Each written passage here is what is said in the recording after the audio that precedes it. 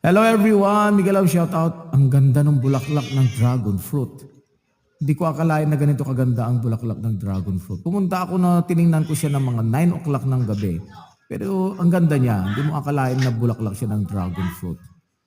Pero hindi pa siya masyadong bumuka. 9 o'clock na yan ng gabi. Siguro aantayin ko hanggang 12 midnight ano, para bukang-buka talaga siya.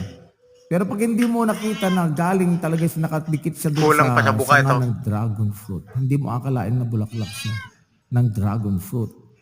Ang ganda eh. Siguro pag nakabukang-buka to, ang ganda siguro. Hindi natin masyadong napapansin yan sa mga farm ng dragon fruit kasi pag tanghali nakasarado yan eh.